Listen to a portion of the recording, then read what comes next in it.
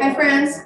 Hopefully everybody has a plate. We're going to go ahead and kind of get started with our speaker portion of the evening. So I want to introduce the folks who are here and will be speaking.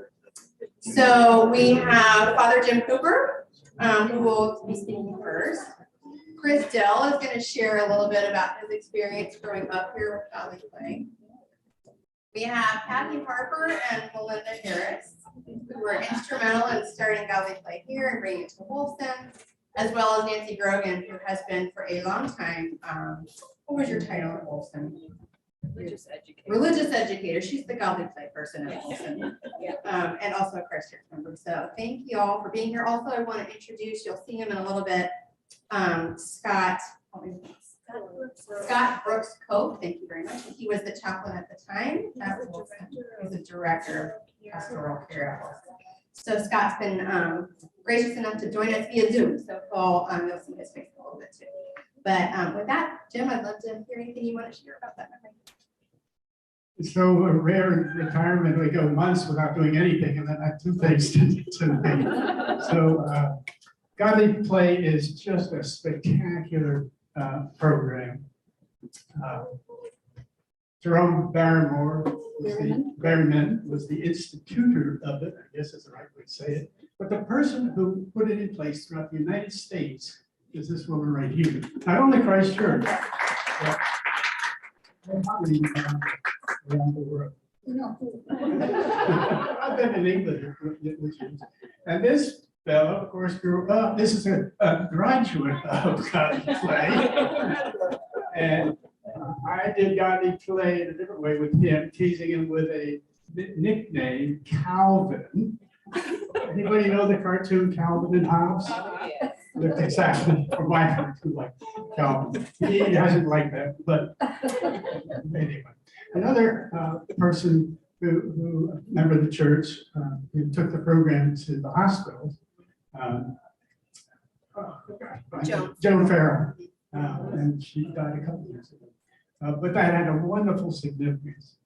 We were here, and our children were living in New York with children, and they were supposedly a member of a church in Brooklyn, but they didn't exactly know where it was. So Trinity, and then Trinity Church began Godly Play. They had heard about it here, and they took their kids there. That's what got them back to the church, the adults taking the children. So my favorite part of it was one evening when Melinda or somebody else, when Bob Moser's wife, had the vestry sit on the floor and do a Godly Play exercise. I wonder if that's still going on. Anyway, it's a great program. Thank you for being part of it, and enjoy the evening. Thank you, Jim. And there's a very young Jim Cooper on our video that we'll see in a couple of moments. But Chris, I'll kick it to you. You can sit or stand, whatever you're most comfortable doing. And by the way, we do have some folks joining. We're streaming this on YouTube on the church's channel, so be mindful of they're looking at you right there and the mic. So even if we can hear you, we'll make sure they can hear you. Thank you, Catherine. So when I was asked to be prepared to give some casual remarks as the preacher that I am, I had decided not to leave it to chance, so I actually wrote out some words. So forgive me if I'm trying to make sure I read this as I've written it. Greetings to those of you that are joining us via live stream. When we speak of stewardship as Christian responsibility, we often talk in terms of time, talent, and treasure. The many ways we can give to the church and give to others can be categorized in these three ways. We give time by devoting the precious seconds, minutes, and hours of our days to various activities. We give talent by using our God-given skills, natural abilities, and personal qualities to enrich various programs. We give treasure often, but not always, in the form of cold, hard, sometimes plastic, sometimes electronic cash. Many of you have given to this church, perhaps to other churches, to Godly Play in these ways.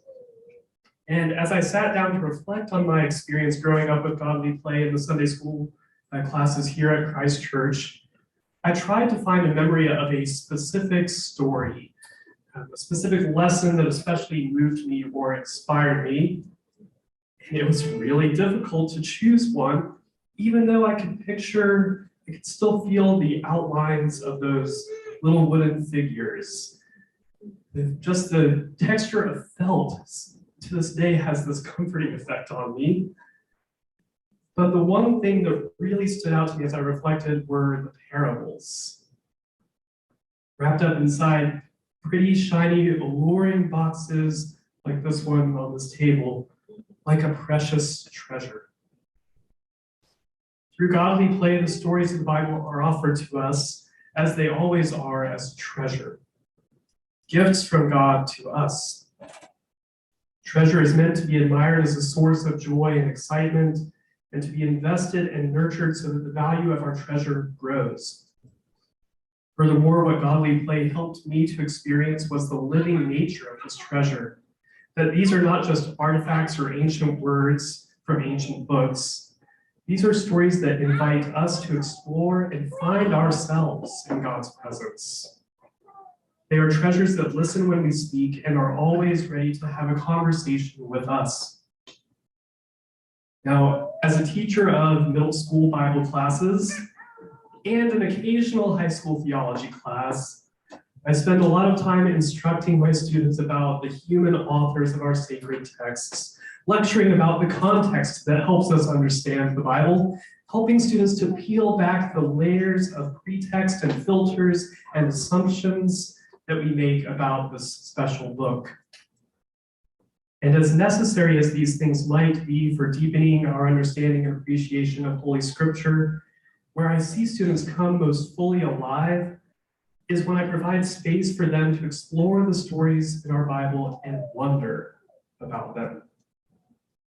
To place themselves in the shoes of a traveler going down from Jerusalem to Jericho, or in the sandals of a sower casting seed all over the ground, or in the wool coat of a sheep being led around the dark and rough places to a bright green pasture and clear blue streams.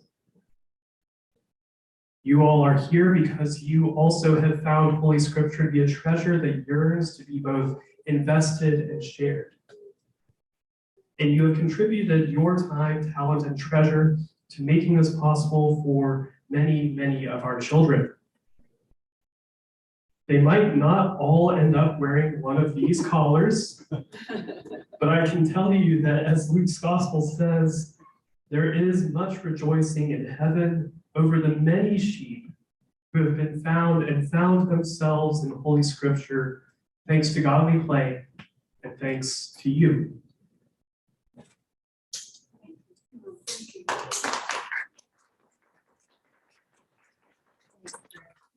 And now show a couple minutes of a video. So when Joan Farrell worked with Jim and with Kathy to bring godly play to Wolfson, there was a video made. And so it's at least 20 years old. I think it's 20. I don't know. There might be some clips that are older. Recognize me. I recognized you right away when I saw you today, and I only had seen you on the video. So yeah, Daniel, if you'll start it, and then we're going to play it until right at 6 minutes.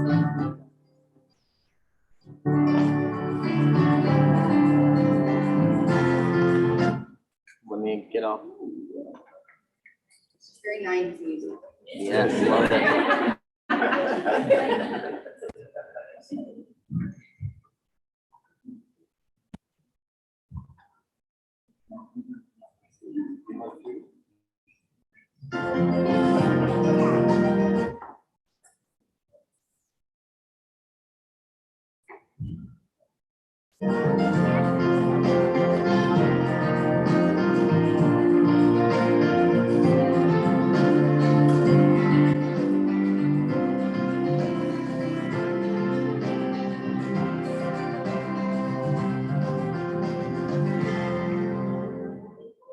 Relationship between spirituality and health has been discussed in the media during the last few years.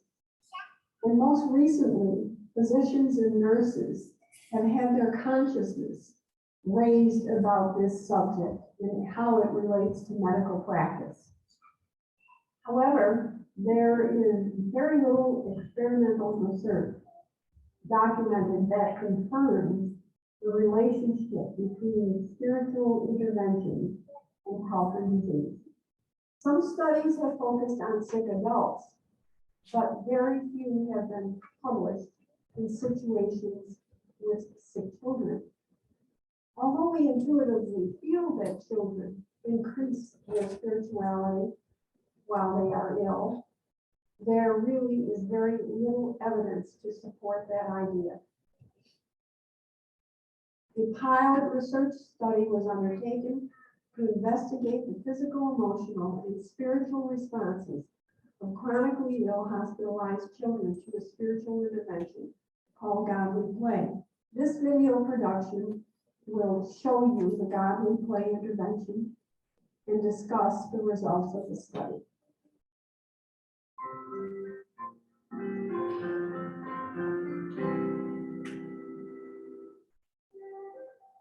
Godly Play began many years ago in Italy.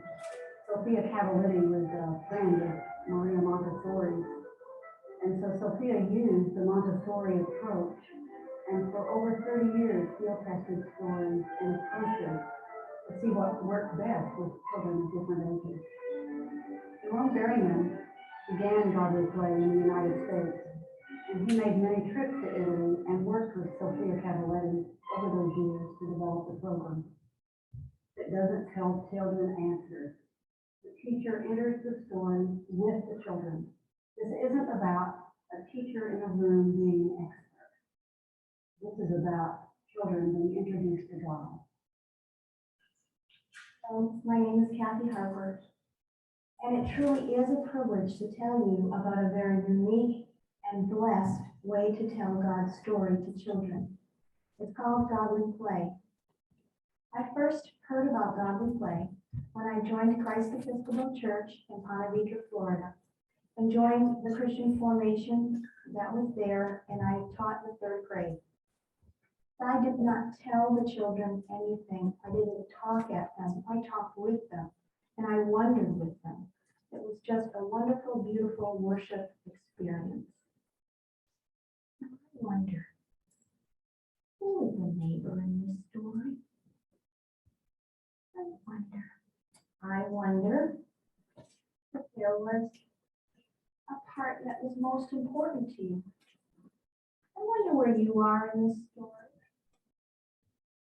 For several years, Christ Church has understood the positive impact of the Godly Play program for our children on Sunday mornings.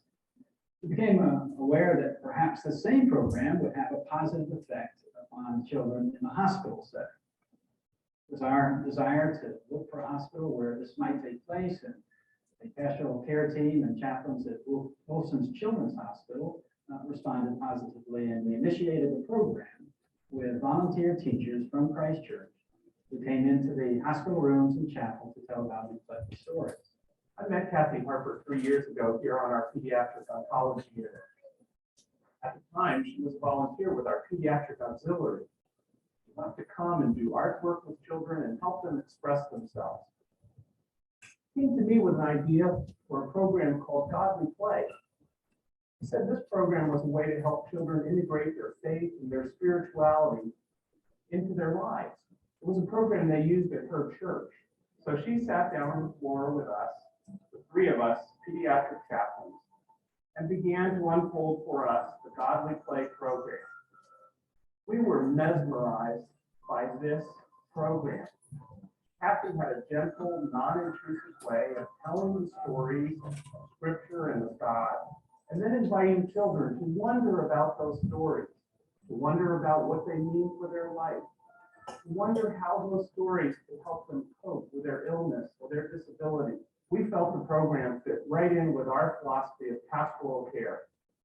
That is, we believe each child has their own spirituality, which allows them to cope, to find strength, and find meaning, even in difficult circumstances. Within the context of doing the program in the hospital setting, it became clear to us that a formal study or protocol would be helpful, not only for us in the hospital, but perhaps for other parishes, congregations, and hospitals around the world. The protocol was written by Dr. Joan Farrell and funded by the Jesse Ball Foundation. There's almost no So water. the entire video is on the church's YouTube channel. It's really good. So there's a lot of research too that talks about the impact on children, and I don't want to take any of that from the expert Nancy. So she'll speak to that in a moment. I think what we'll do now is, Melinda, I'd like to invite you. Do you want to stand up at the podium? Just speak or stay where you are. It doesn't matter. Podium would be great for our folks who are online. And Melinda needs no introduction for, as far as I'm concerned, she's the mentor and a hero to me. That's the truth. But Melinda was the director of formation here for 15, 20 years. I can't get up on this. Don't, yeah, whatever. And you can use my Make a fool of myself. But I'm going to give you the microphone. Stool of And yourself. we'd love to hear your story. And by the way, we're so lucky that Kathy is going to share a Valley Play story tonight before we're through. So we will gather around and hear Abram and Sarai in just a moment. But Hi. I was asked to do two things, and that's tell you how it started at Christ Church and to tell you why I think it's important. And so I will do those as succinctly as I can and still make my point, because the point is very important to me. This is my heart. I saw it when I was at a conference in Indianapolis for the first time, and I just went, oh, this is it.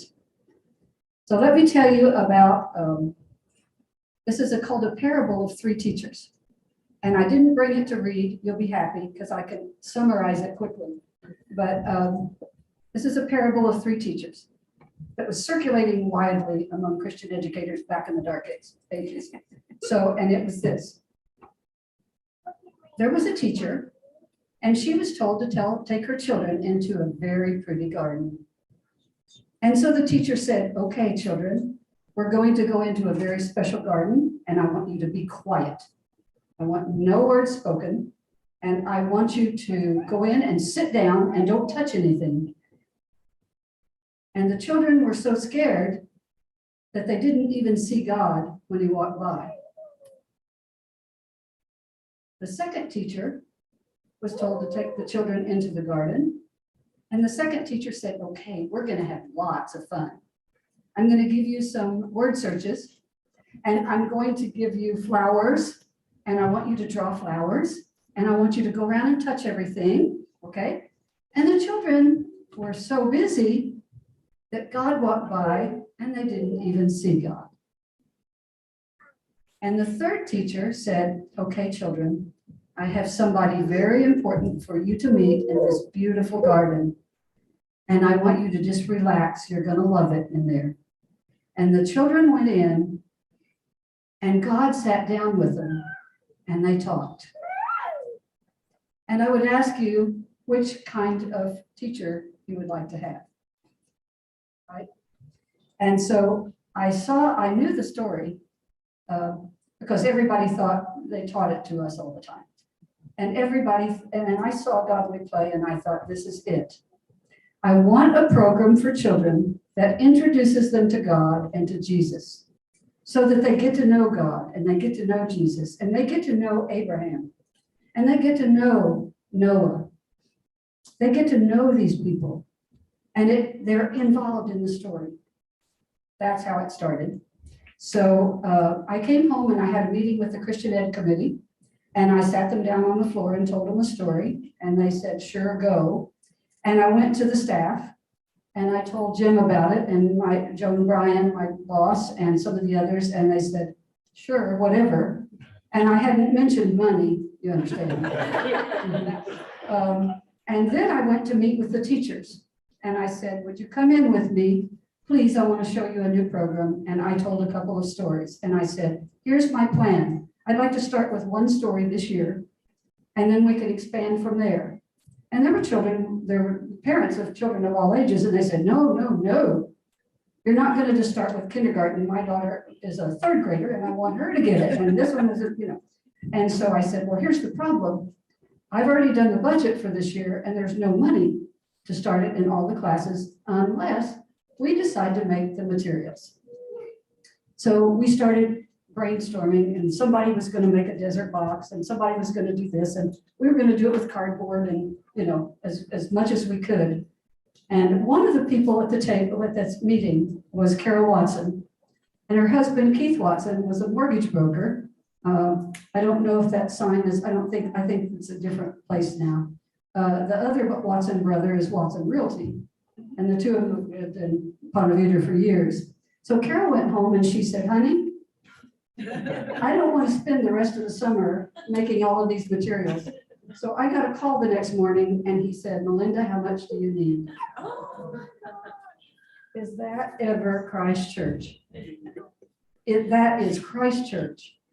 Generosity and it was a wonderful, so we started the next year. We hoofed it. I mean, we were operating pretty fast, but we started the next year. And I'll always be grateful to Keith. He died a few years ago. I learned of his death when I was traveling in Ireland and it was very sad. But I want to tell you that by the next year, when I took this to the vestry and talked to the clergy, everybody was on board and supportive. And I've never had anything, you heard Jim, he exaggerated wildly. But the staff at Christ Church has always been very supportive and they still are. There are so many people who couldn't attend tonight. You just pick a date and you hope. But Candy Moser lives in Seattle. She couldn't make it. She was my right-hand person and we traveled all over Jacksonville and down to every place all around, teaching people how to do godly play. And then there are many others, Mary Pickett, Sarah Wheeler, Kay Verbal, who was instrumental. She's still here, but she's off traveling someplace. Nancy Grogan, who was a teacher from the very beginning in this program. And we had 7 classes of godly play. What I value about godly play, and I apologize, I'm going to take a minute here. It introduces children to the world of Scripture in a really special way, in that the children learn the story each week, and there are a lot of nonverbal signals. Let me tell you a couple of them. One of them is when the teacher tells the story, she knows the story. She doesn't walk in and read the story, or he. They know the story. Now, let me tell you what that does to a child. A child sees that story told, and they go, wow, that adult values that story. At the end, they say, now, I didn't make up this story. The story comes from the Bible. And they pull the Bible out, and they show them where it is, and they read just like one line. So there are a lot of nonverbal signals. We don't teach them, this is this, this is this, but the way the teacher acts in the room tells the story. So that's one of them. It teaches children in very beginning ways to think theologically. You and I will sit down after we've heard a sermon that really touches us. And we'll think it through, and we'll think about the Bible verse that went with it. And we'll think, boy, I'd never thought of that verse that way. And that's what the children do. And after they hear the story, then they're allowed to go make what they want to out of any number of products of things that are out there.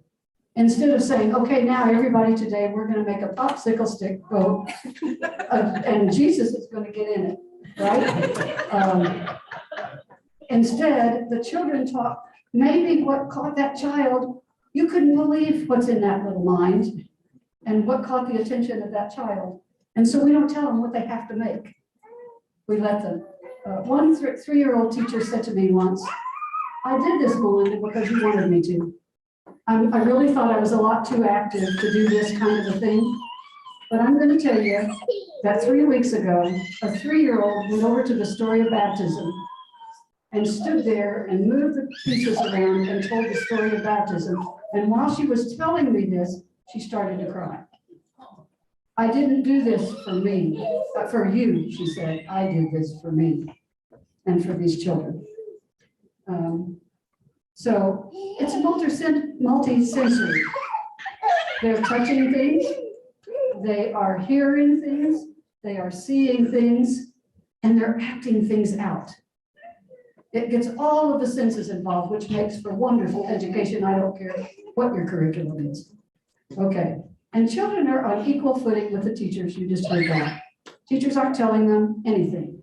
Teachers are telling about a story that's in the Bible and wandering with them. I used to tell the teachers when I would train them, do you think you know how God got there? Okay, tell me. You want to describe the Trinity to me? Go right ahead. Because the truth is, none of us know a lot of that stuff. We are wondering ourselves, aren't we? And at different stages in our lives, we wonder about different things.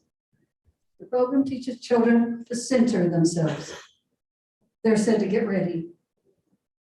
And they center themselves and get quiet. And are there days when some of the little boys and the little girls can't do that? Of course there are. You know, we don't think they're suddenly model citizens. But it really does a wonderful job of teaching children to center themselves. Children enter the stories of Scripture as participants. And they're introduced to God and Jesus. Okay? And if that isn't enough I sat down and almost cried just putting this little thing together. But I will tell you that how blessed we are as a church. That we just didn't stay insulated within ourselves. But that this spread through Kathy and Nancy and the other people, Scott Brooks Coe. So that another thing we did, we had so many rooms that there were 2 national training centers. And we brought people in from around the United States and trained them in godly play, 2 different national conferences. So that was another way that we spread out into the world, right? And we did it by going to where children really needed these stories. So it's one of those things that took on a life of its own. I really had nothing to do with godly play at Wolfson Hospital other than saying, sure, how many stories am I supposed to carry down to Wolfson today?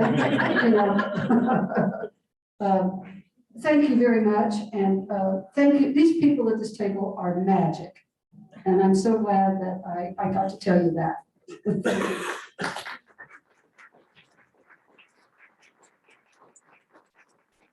Thank you. That was perfect, and thank you for everything you've done over the years. You remind me of a very quick story. We were doing the Good Shepherd years ago, and one of our little friends just could not do it that day. And then it became the lesson of the day became what is going to happen with this kid. Seriously, it was kind of like, you know, when you're a teacher, you go, Christina, you were just saying a little bit ago, or maybe it was Emily, sometimes you have to just change your plan, right, depending on the day.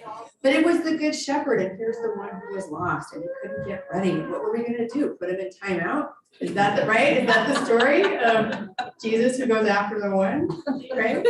So anyways, I'll never forget that, because it taught me a lot. And the whole reason I do this job is because of the faith I have gained from being with little people and hearing the stuff that they say, and you go, oh my gosh, you know. So I'd love to invite Kathy up to share a little bit.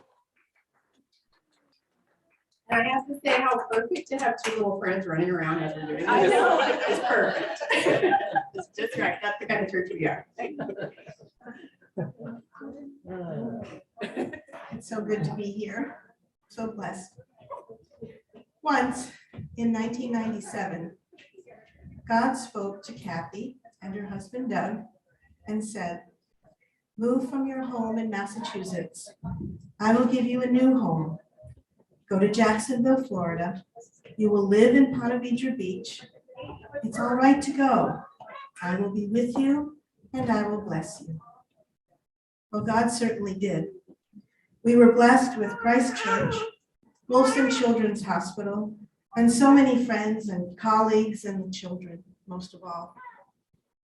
If you are familiar with godly play, you might have recognized my feeble attempt to begin with words from Abram and Sarai, that story. The Abram and Sarai story has always been my signature story. I've never stopped thanking God for my time in this place. My time since leaving here again, moving back for another adventure with God in 2002, I've just never stopped thanking him, because he's continued. And by being here It's continued to influence my ministry and service over the last 25 years. Like Abram and Sarai, God continues to bless in every time and in every place. At this beloved church, I met Melinda Harris. She introduced me to godly play. I became a storyteller in the 3rd grade class, had Chris. And under her leadership, my confidence grew and enabled me to take a risk, to fulfill a dream, to tell godly play stories to children in the hospital. I was a child life volunteer at Wolfson Children's Hospital. There I met another gift and blessing, Reverend Scott Brooks Cope, I hope you're on there, who at the time was the director of pastoral care in the Children's Hospital. The encouragement and support from both Melinda, Scott, Kim, and Sharon began an adventure that changed my life. Children's Chapel at Wolfson Children's Hospital was born. And also, Melinda, all those years later, in 2013, well, no, not really 2013, encouraged me to seek ordination as a deacon. Melinda saw in me what I did not, and I might add that Scott did too. I was privileged to have both of them as my presenters at my ordination to the diaconate in 2013. There are so many memories, telling stories on Sunday morning, speaking at church services to help raise funds to purchase godly play stories for the hospital, and all because I was hauling the desert box and stories from church to the hospital and back again. A coordinated and dedicated effort from Melinda, myself, Scott, Sharon, Kim, the whole pastoral staff. What a blessing. We didn't have text at that time, so as I was getting off the exit to Wolfson, I'd call, hope somebody would answer and say, can you come up with the card? Oh, blessed memories. To know that godly play continues here at Christ Church and at the hospital brings me much joy. Thank you, Nancy Brogan. Thank you so much for your dedication and faithfulness through these many years. Thank you. Of course, the children and their responses to the stories are the inspiration and the true gift. I'll end with a few of their responses while wondering with the children. I quote, "Heaven has lots of colors. It isn't so bad losing your hair when you have cancer, and you don't get lice. I really like the desert because I'm brave." During prayer time, she was like this on the table. "I want to keep my appendix. I like it." So a chaplain was able to follow up with this child who probably was experiencing a lot of fear about going into surgery. That's godly play at the hospital. There's so many stories about that. And in response to the story of Jesus and Bartimaeus, in Jesus and Bartimaeus, everyone wanted to be close to Jesus because Jesus never turns anybody away. So a child, after hearing this story, went into surgery with Shamu the whale under one arm and Jesus in her other hand. Congratulations, Christ Church and Wolfson Children's Hospital. May God continue to bless you abundantly. Thank you.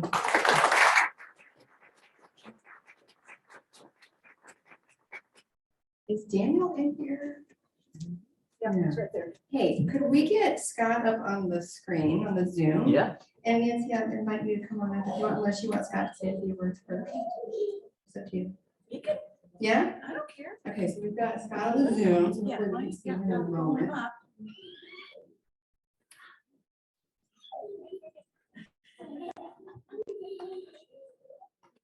Here he is. Scott, can you hear us? Hi, I can hear you. Can you hear me? Real loud, so we're gonna turn you down just a smidge. Okay. All right. And I'm happy to meet you. I feel like I know you because I've been watching you on 20-year-old videos, but it's great to have you on Zoom. Thank you for joining us. And I'd like to say a few words right now. Well, it's really great to be with you. I only missed you by a week. I'm going to be in town next Wednesday for coming down for my granddaughter's dance recital, but it's great that I can join you this way. Oh my gosh, this has brought tears to my eyes, just seeing all of you again, hearing about Godly Play and how it's continued at Wolfson. What a joy, what a blessing you all are. One of the best decisions of my life I ever made was hiring Nancy Grogan. And Nancy, you have done a phenomenal job over all these years. You've blessed so many children through your patience, your caring, your storytelling. I just can't say enough. Meeting Kathy Harper by accident on an elevator one day and her telling me, hey, we have this program at my church. I think it would work at Wolfson. And then her coming in and sitting down on the floor with Sharon and Kim and me and just telling the Sarah and Abraham story. Now I know why you brought that story. I always thought you could have brought a small story in a basket along, but you brought the whole desert box and everything, and we had to help you carry it in. So, but it was incredible from the very first. It was just magical. And many of you know I now work in long-term care. And when I got here, we have 4 campuses and we have memory support units on all of our campuses. And one of my students early on, I showed her the video of Godly Play. And she said, I think that could work here. So she began to develop stories on our memory support units. And I remember the first time I went to watch her tell one of her stories, she had handed out baby dolls to a lot of the women on the unit. And she says, what does it feel like I wonder what it feels like to care for your baby. I wonder what it feels like to wrap your baby. And then she said Moses' mother wrapped her baby and put him in a basket. And memories were flooding back for these women who had dementia, but still had God alive in them, and their spirit was there. We call our program Spirit Alive. And we worked over the years to develop it with experts in dementia care. And the takeaway for me is that spirituality develops throughout our lifetime, our whole lifetime. Whether you're 2 or you're 92 or you're somewhere in the middle, these stories have an impact on us, and God's presence has a major impact on us. It's amazing to see Father Christopher there today, and congratulations to you on becoming a priest. I can't help but tell this story. I still use Erickson's stages of development in my teaching with my CPE students. And I always tell the story of one day I was at Christ Church for a meeting, and Michael Dell was heading out to the parking lot at the same time I was, and Michael pulled me aside. He said, Scott, I have a question for you. I know you work with children. I said, what? He said, well, I'm really concerned about my son. And I said, what? He said, well, I'm afraid he's becoming a fundamentalist. And I said, well, how old is your son? And he said, well, he's 6. And I said, well, he's supposed to be a fundamentalist. That's 6, you know? We all start out as fundamentalists. We learn these stories in very literal, concrete ways. They get inside of us and they become part of us. And look at you now, Christopher. I'm so proud of you. I just think it's fantastic to see where this has gone for you. The last thing I want to just say is my daughter Tricia wishes she could have been here tonight. She was our first Godly Play coordinator before we hired Nancy. And Godly Play got inside of her as well. She loves Godly Play to this day. Believe it or not, her position now is she's spiritual formation director at, get ready for this, Christ Episcopal Church in Roanoke, Virginia. And before the pandemic, she had developed 2 Godly Play rooms. She's been there 10 years now in that position. She developed 2 Godly Play rooms in the church, and they needed to develop a 3rd, because that's how popular the program had become. And now our 2-year-old granddaughter, Trisha's daughter, Karen Alice, also loves Godly Play. And my favorite story from this past Christmas is that Karen Alice came downstairs, ran past all the presents under the tree, ran over to the Holy Family and said, Mom, Jesus is here. So another generation of my own family being influenced by this amazing, amazing program is just almost too much for me to emotionally take in right now. But I'm so glad you're all still a part of it. I'm glad I was a part of getting it started there. I can't wait to retire back to Jacksonville and be a volunteer at Wolfson.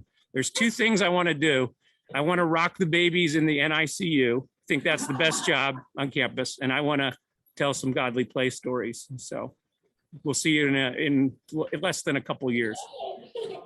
Blessings, everybody.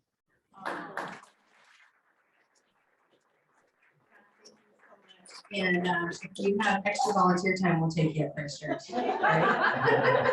But really come and say hi to us. I feel like Wolfson and Christ Church people will always be family. You know, this happened before I got here. So I can't wait to meet you in person. And Nancy, I'd love you to come on up if you're ready. And we could just keep Scott up there like he's with us.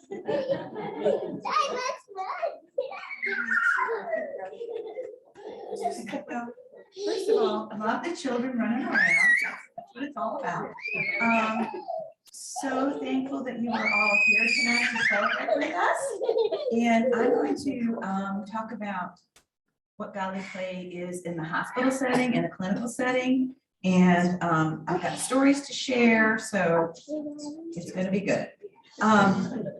So the first couple of things that came to mind about kind of why godly play is so meaningful and important for children in the hospital is that, first of all, as you know, as godly play teachers, it's a safe space. You know, they come in the room here, like in Christ Church, and they know they can say anything they want in response to wondering. And so it's a very safe space for them here. And in the hospital, that is so, so, so important. Because when you think of a child in a room, there are staff people coming in and out constantly all day long. They're having tests run. They may come in and need to draw blood at one time. They have IVs hooked up to them. The IVs start beeping for this reason or that. You've got to call someone in to please stop the beeping. There's knocks on the door. Someone needs to come in and, like, for instance, we have our dietary staff, and they have to say, what would you like for lunch today? Or what would you like for dinner? And they have to go through the list. They have to choose. And then there's also meds being given. The patients and families are waiting for updates as far as possibility when they'll be discharged, any other tests that need to be run, just all kinds of things going through their minds. They're missing siblings and family members tremendously. And I am able to come in as the storyteller, wearing just what I'm wearing now. I don't have scrubs on or anything. Sometimes I do need to wear a gown and mask depending on what the situation is with the patient. And we are still wearing masks because we're a healthcare facility. And so I do wear my mask, but I don't have to wear, you know, most of the time anything else.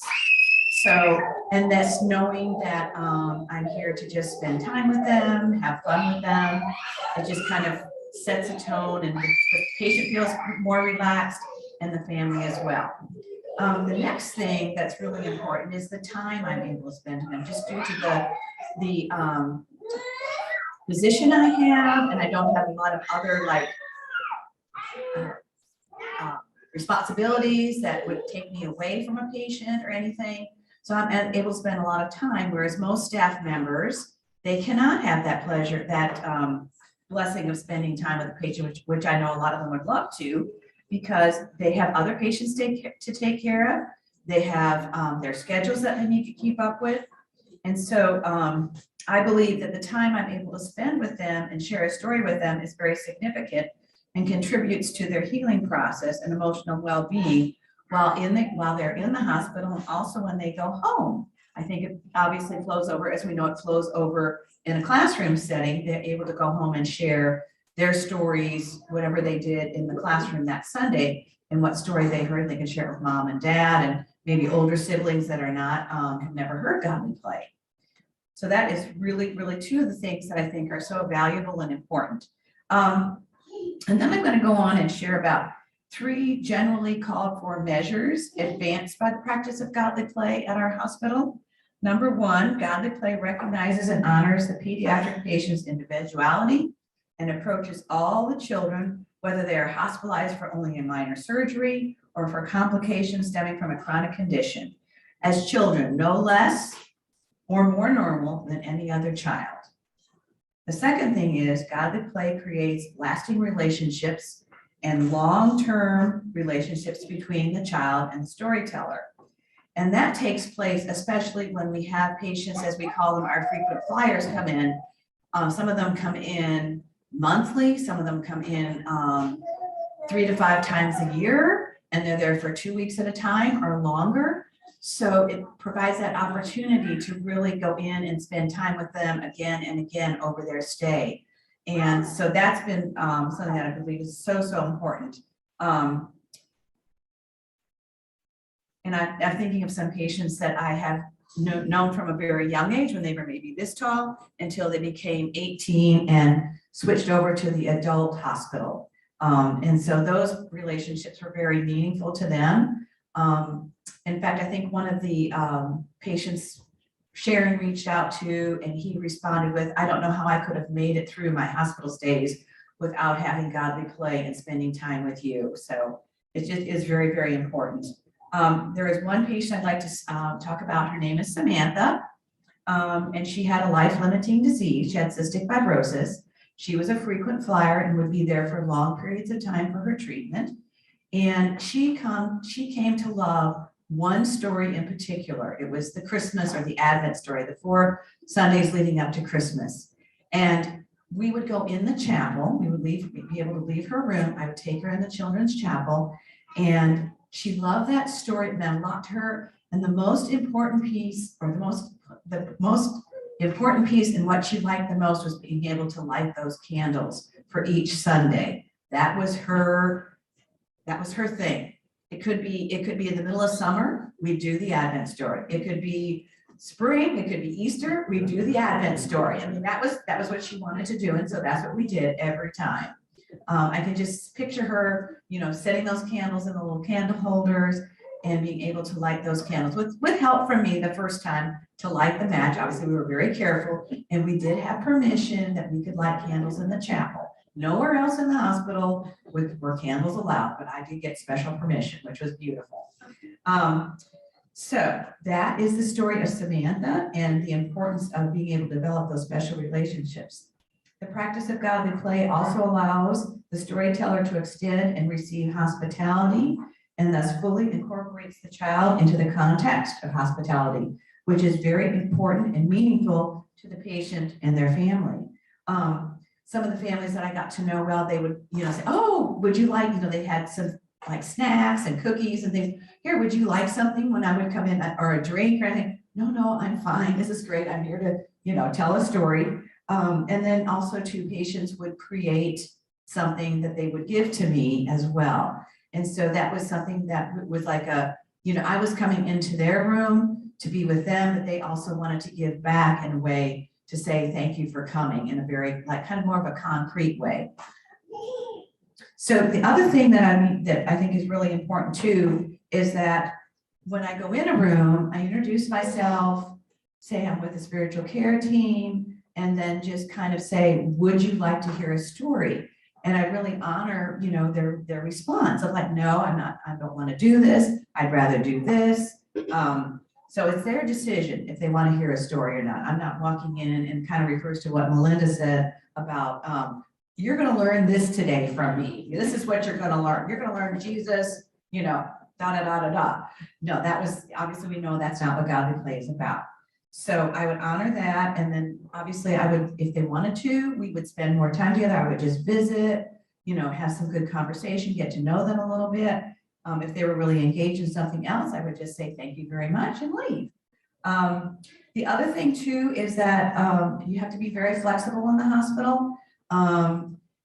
Like I said, all those things going on in the room at different times. Sometimes a child has said, I need to go to the bathroom. So you'd have to pause, let them go to the restroom, and then we come back and then we pick up where we were. Or if a nurse would come in and say, she needs to take these meds now, we need to hook up this new IV med for her or him. And, we kind of would pause because that's distraction, obviously. They want to know what's going on with them. So, we'd have lots of pauses, but we would, the children, like, as you know, are just really drawn into the story, and it's immediately I'm able to go back and they're right there, right where we left off. They aren't, they're not looking around the room or anything.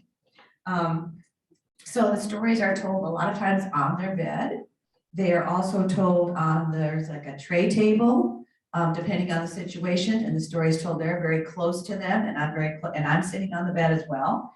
And also, sometimes a patient cannot sit up due to what's going on. And so I've been able to tell stories, like, for instance, I would use a creation story because you can hold up each day of creation and they can see it, and then I can put it down. So I'm always looking at the best way for this child to hear this story, what's going to be the best way for them at that time. Moving on, the wondering questions, as we know, are so important. And it's an opportunity when they're in the hospital to be able to express psychological and spiritual state during a time which is often uncertain and very stressful for them. And I have two stories I would like to share. One is a patient, and his name is Bobby. He's an 11-year-old boy with a life-limiting condition. And he described bravery as an important part of the David and Goliath story, in which David defeats the giant Goliath, as we know. And so my question was, I wonder who or what you would want to be in the story. And the patient replied, David. I wonder why. He didn't listen to what anyone said. He did what he said he was going to do. He was brave. And this child was very brave, obviously. Bobby wanted to be like David, and specifically to exhibit the kind of bravery that defied a chorus of naysayers. The Godly Play story provided him with a model with which to identify in his life and an opportunity to give voice to the importance of bravery in his own life. The second story is about a 11-year-old boy named Ted with no use of his legs and limited use of his arms, who heard the parable of the Good Shepherd. And it provides a very good example. After he invited the storyteller into the room, the storyteller opened the box for Ted to investigate. Upon viewing the shepherd, Ted identified him as Jesus. After intently listening to the story, he wondered with the storyteller. He said, the storyteller asked, I wonder how the one sheep became lost. He must have fallen, said the patient. I wonder if the shepherd ever got tired looking for that sheep. No, said the patient. I wonder why the shepherd did not get tired, because that's not right. That's not what Jesus does. Ted never explained how he came to see the shepherd as Jesus, although he did make a passing comment about going to church. Through the story and wondering time, Ted was able to articulate his own understanding of a God who always did what was right, even for those with physical impairments. Although the sheep had fallen down and fallen behind the others, which was a real possibility for Ted, Jesus was viewed as resolute in his commitment to and the pursuit of the fallen sheep.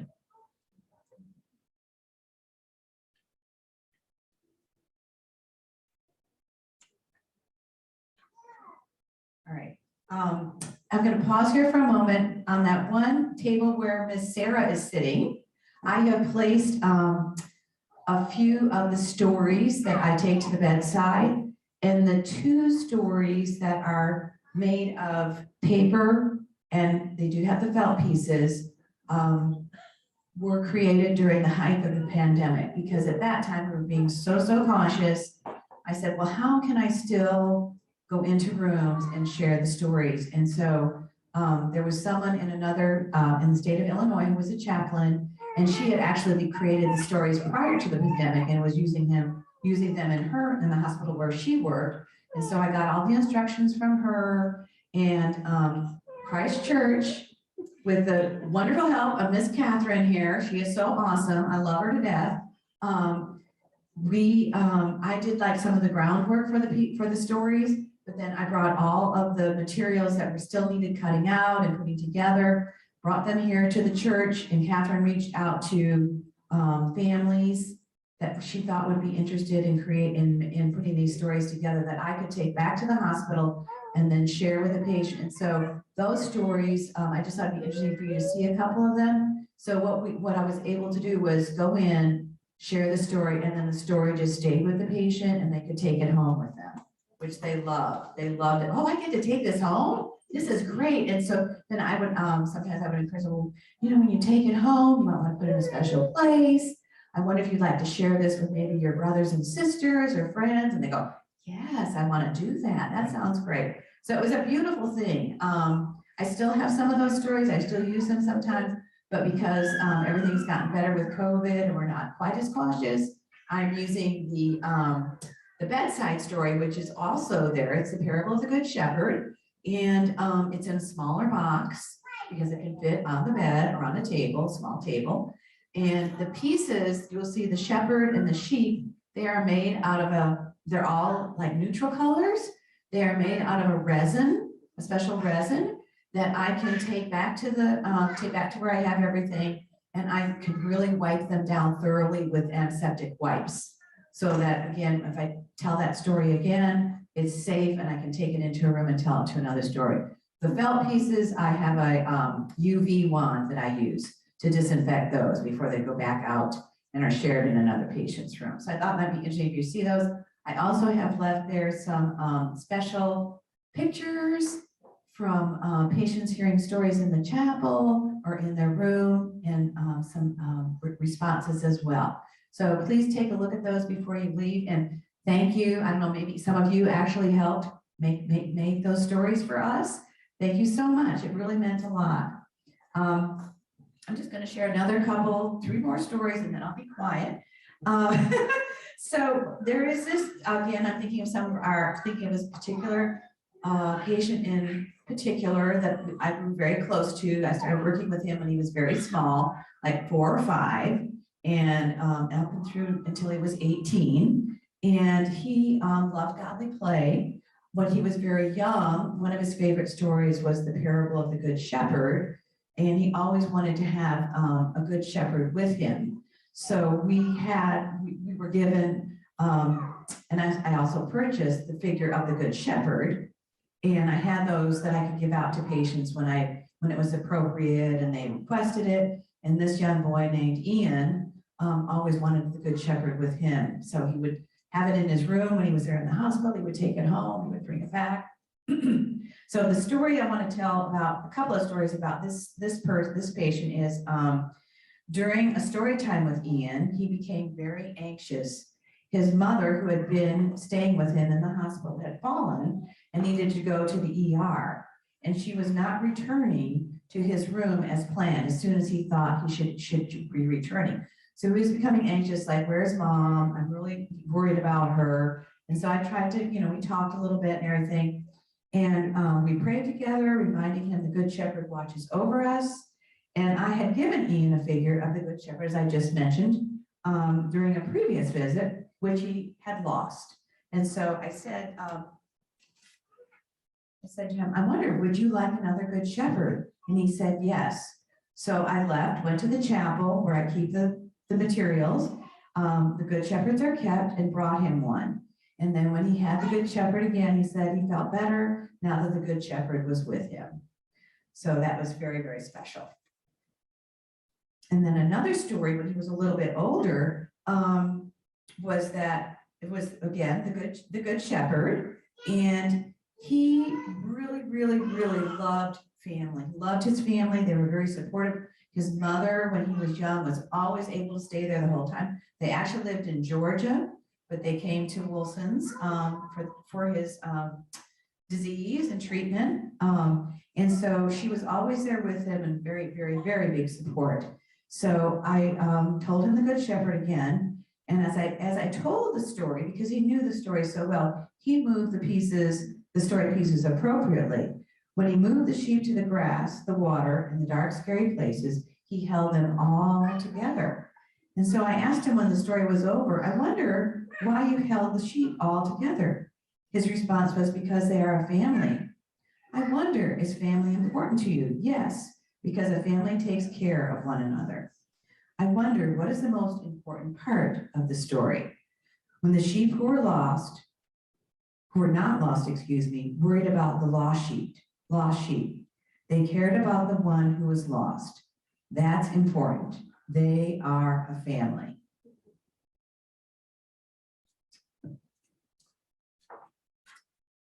And the next story I'd love to share with you took place in the children's chapel. And there was a young boy at the age of 5 who had been hospitalized for a long time. And his 2 brothers came as well to chapel with him. And so it was the parable of the mustard seed that I told at that time.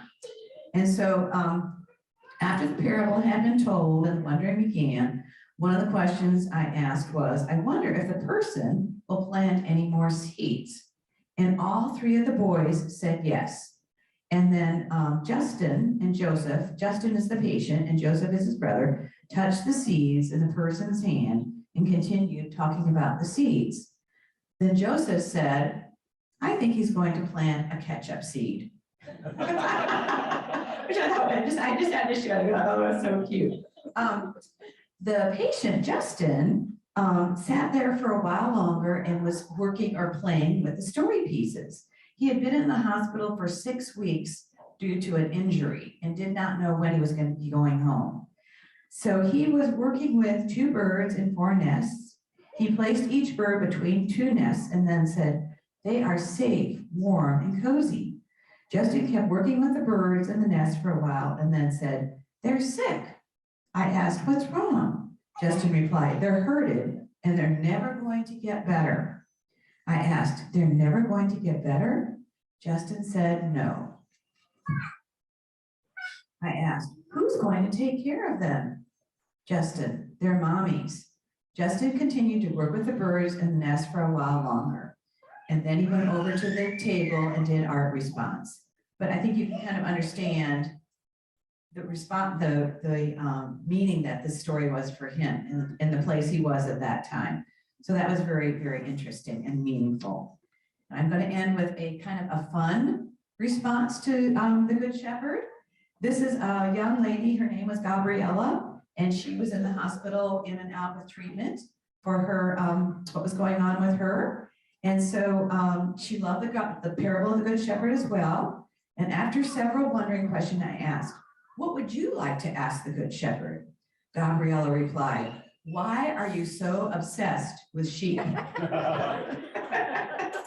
And then she decided she wanted to draw the story. So she decided the shepherd was going to be a woman. And Gabriella said she had to be fashionable. She put red high heels on this figure, little red high heels. Can you just picture that? And so she said she had to be fashionable so the sheep would listen to her. And she has to wear red high heels. So the sheep will recognize her. And then she also drew all of the sheep wearing red high heels. So I want to just end with that because so many of the children, you know, as we know, they have fun and then they come up with these awesome responses, but they also have fun. And so it's just been a wonderful, wonderful time being at Wolfson Hospital. It's been great. So that is all I have to say. I think I talked a little too long. I'm sorry, but I just love sharing those stories. And there's so many. I can't tell you how many. All right.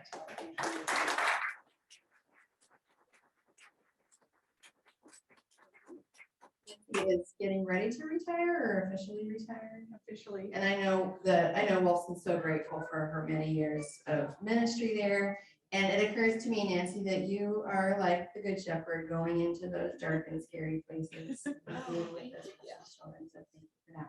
Okay, where's my buddy Daniel? Is he around? Okay, let's do this. We have a very short clip we want to show of a patient and a mom who couldn't be here tonight, but just wanted to share about their experience at Wolfson.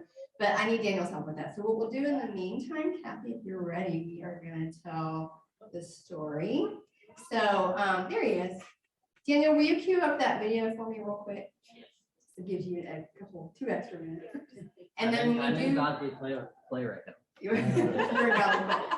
So after this quick video, we'll just kind of gather around. Kathy's going to tell the story here. We're going to point the camera there for the folks who are watching online, but I'll invite you all to come up and kind of stand around so you can get a good view. And this is Malia and Julia. Yes. My name is Julia. I'm Malia, and we are here to tell you a few things that we love about the Godly Play stories. We first learned about them after Malia's leukemia diagnosis. With her cancer treatments, we would be often admitted to the hospital and still continue to have that today. And sometimes those stays would last weeks or months. And we would have those stays broken up by visits from the Wolfson's chaplain office. And Miss Nancy would come into the room with her magic golden box, and she would share a familiar Bible story with Malia. But she did it in such a way that it was a slow process, and she would take things out one by one and ask questions and give Malia time to ponder and answer and think about those stories and how they affected her life and how they could apply to her life now. I like the stories because they were a distraction for me, and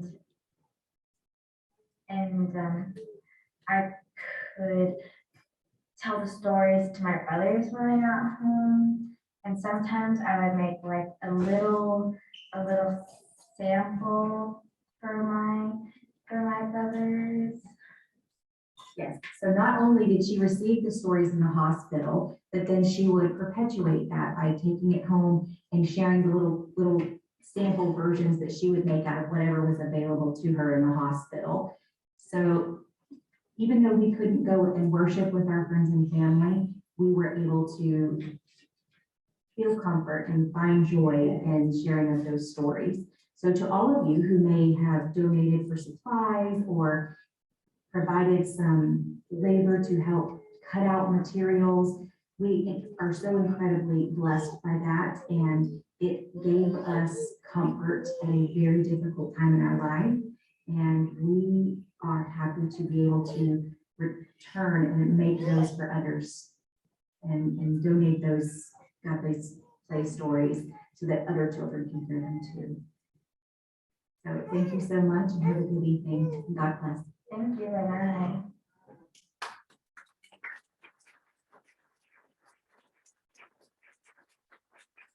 All right, let's come on up, and Kathy's gonna tell the story. If you could be here, you can hold this, we can bring this over. And we're gonna adjust the camera so that anyone who watches online can see you. The Lord be with you. And also with you. Look what we have here. We have a piece of the desert. So many things happen to people of God in the desert. We just have to have a piece of it here with us. Now, the desert is a wild and strange place.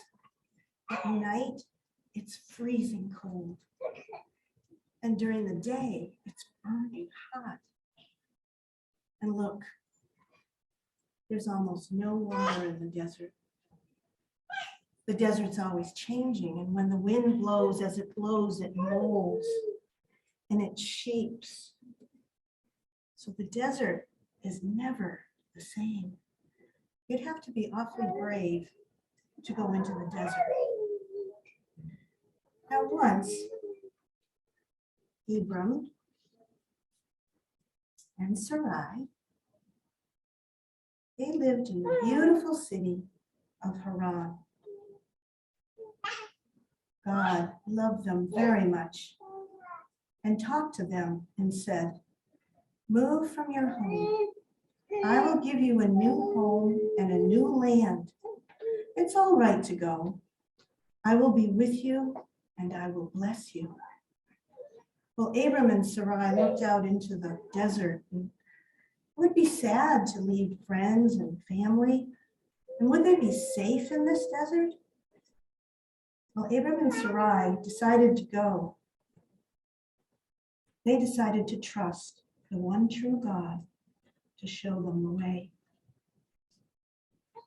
And they came to a place called Shechem in the land of Canaan. Now they knew that God had been with them in Haran, but would he really be here too?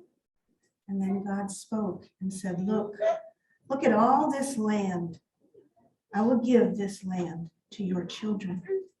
Well, Abram and Sarai were so happy that God was with them. They couldn't help but give thanks. So they built an altar. They prayed their thanks to God. And then they moved to a place near Bethel. And God was with them there too. And they were so happy that God was with them. They built another altar. And they prayed their thanks to God. And then a great famine came. They were hungry. There wasn't enough food to eat. So they went to Egypt.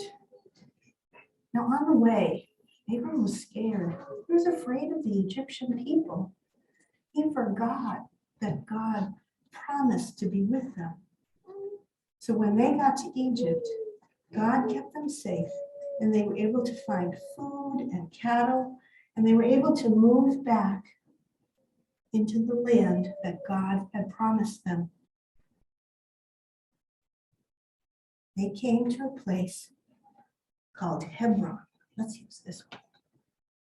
Hebron. Now they knew that God had been with them in Haran. He had been with them in Shechem, in Bethel, and even in Egypt. Would he really be here too? And then God spoke, and he said, I will bless you with many children. Abram and Sarai were so happy that God was with them that they built an altar. And they prayed their thanks to the one true God that was with them in every time, in every place, just as he promised. Now I'm hoping that you'll wonder with me. There's no right or wrong answers, and you don't have to raise your hand like in school. Just wonder with me. I wonder if you had a favorite part to this story. What was your favorite part?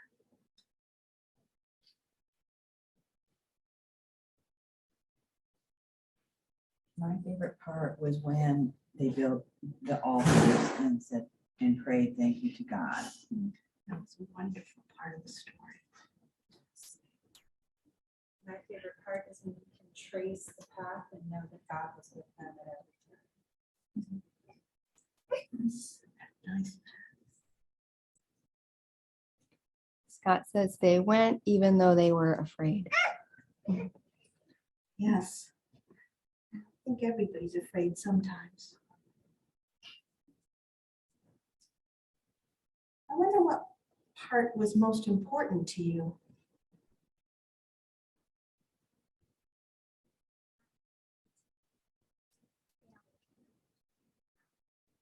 That God kept God's promise. God kept God's promise. I wonder where you are in the story.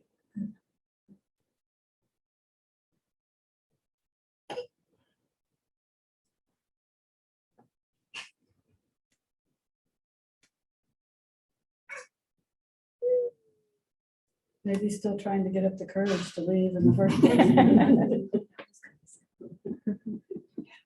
Very good. That's hard. Yes.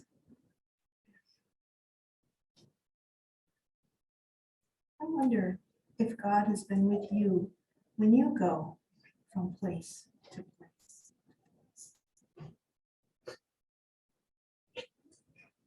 Something to think about. And that's our story for today.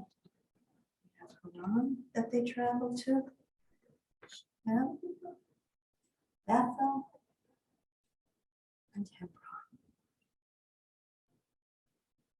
Abram and Sarai. And the altars, giving our thanks to God. Thank you, Kathy. So just like in Godly Play with the kids, we have 15 minutes or so to respond however you'd like. And so I'll tell you your options, right? Everyone's your options. So feel free to stay and chat. We do actually have some art materials, some watercolor pens and watercolor paper, some clay, some drawing pencils. If you feel moved to respond with a gift of your treasure, you can support the Endowment for Spiritual Care at Wolfson Children's Hospital. There's a QR code. There's also some neat little tip jars that Wolfson brought, so you can like swipe your card. By no means feel pressured. This is not a fundraising opportunity. It's just an opportunity to give back and make sure that Godly Play continues at Wolfson in the future. So if you feel moved to respond in that way, please feel free. You can also work with the materials. Right, you can work with the material. And also, if there's something you want to show God or tell God about the story in any different way, go for it. And I think for our friends who may watch online now or later, I might just close us with prayer so that we can kind of just casually finish our evening together. The Lord be with you. Also with you. Gracious God, we are overwhelmed with thanks for the generosity of these shepherds who have been here through the years. They have listened and heard your voice. They have responded to your movement in their lives with the gift of themselves for the children of this church and for the children of the hospital. God, they have gone into the dark and dangerous places. They have been your hands and feet. They set for us an example of love and faithfulness, and we're so grateful. We pray that you would be in this work here at the church and at the hospital, that we might continue to draw nearer to your love, nearer to one another. And it's in Christ's name that we pray all of this with joy and thanksgiving. Amen. Thank you. Thank you. All right, so feel free to respond. Thank you.